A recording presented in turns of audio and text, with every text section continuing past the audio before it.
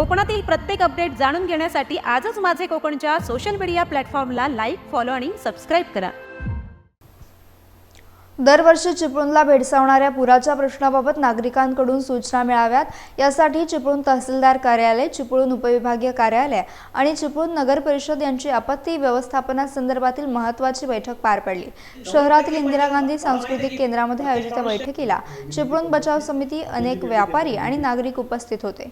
गेल्या वर्षी प्रांत अधिकारी आकाश लिगाडे, DYSP राजेंद्र राजमाने, तहसीलदार प्रवीण लोकरे, नगरपालिकेचे मुख्याधिकारी विशाल भोसले यांनी वाशिष्ठीची पातळी वाढल्यानंतर पुराला कारणीभूत ठरणाऱ्या कोळकेवाडी धरणातून सोडण्यात येणाऱ्या पाण्यावर नियंत्रण ठेवले आहे। याच कारणामुळे 2024 मध्ये खेड, दापोली, राजापूर आणि संगमेश्वर मध्ये पुराचं पाणी शिरलं, पण चिपळूण पूरमुक्त राहिले। याबद्दल चिपळूण प्रशासनाचे आभार मानण्यात आले।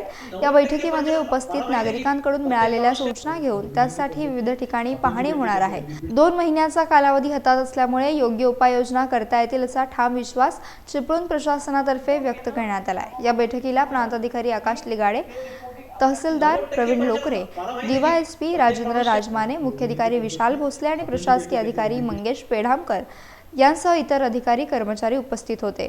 बैठकीमध्ये चिपळूणला पूरमुक्त करण्यासाठी चिपळूण प्रशासन सज्ज आहे। आपण सर्वांनी मिळून उपाययोजना करूया अशी ग्वाही प्रशासनातर्फे देण्यात आली आहे। प्रत्येक माणूस विनंती करतो की आपण जी बैठक घेतलेली 90% पंचनामा, मला माहिती आहे की प्रत्येक माणूस काही परफेक्ट नसतो, परंतु म्हणूनच मी शिवसाहेबांना ऍक्च्युअली सांगितलं होतं की तुम्ही कचऱ्याचा प्रोजेक्ट काय करता, प्रोसेसिंग काय करता ते सांगा, म्हणजे तो व्हिडिओ दाखवा।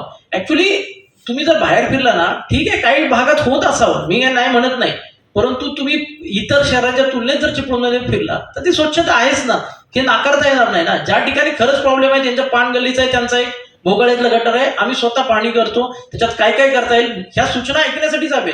याचा अर्थ की नागरिकांना दोष देणे किंवा प्रशासनाला दोष देणे ह्यासाठी नाही, आपल्यामधलं कम्युनिकेशन जेवढं चांगलं असेल तरच आपण याच्यातून वाचणार आहोत। आणि सगळ्यात महत्वाची गोष्ट काय आहे की एक लक्षात घ्या, आपल्या शहराचं नाव जे काय पूर युक्त चिपळूण झालेलं आहे, ह्याच्यामुळे तुमच्या माहितीसाठी सांगतो, व्यापार, उद्योगधंदे, कन्स्ट्रक्शन सगळे धंदे बसायला लागलेले। आणि माझं एकच म्हणणं आहे की आपण मॅक्झिमम पूर मुक्तकडे जायचं आहे आणि ह्या पूरमुक्त करून हे पुन्हा व्यवसाय आपल्याला जर करायचा, म्हणजे भरभराटीला जे चिपळूण पूर्वीचं होतं ते जर आणायचं असेल तर हे फक्त एकट्या प्रशासनाचं काम नाही, त्याच्यात नागरिकांचाही तितकाच महत्वाचा आणि त्यात त्यांनी म्हणल्याप्रमाणे प्रतिष्ठित किंवा जाणते जुने यांचाही सहभाग तितकाच महत्वाचा आहे। शिवसाहेबांच्या सोबत वगैरे आम्ही त्याच मुद्दे, आता ज्यावेळी शिवसाहेबांनी मागच्या वेळी मागणीचं लेटर दिलं त्यावेळेचे सगळे पहिले 3-4 पॉईंट याचेच होते। आता ते अजून मंजुरीच्या लेवलला वगैरे आहेत किंवा वेगवेगळ्या स्टेजवर असतील, शिवसाहेब सांगतील। तुम्ही जे म्हणताय की सगळे नाले आणि पवे जे आहेत तर ते जे मालकी नगरपालिकेचे आणि आपल्या ताब्यात घ्या असं आपण जे म्हणताय, त्याच्यामध्ये माझ्या माहितीस तो 2 वेळेस आपण सर्वे केलेला होता।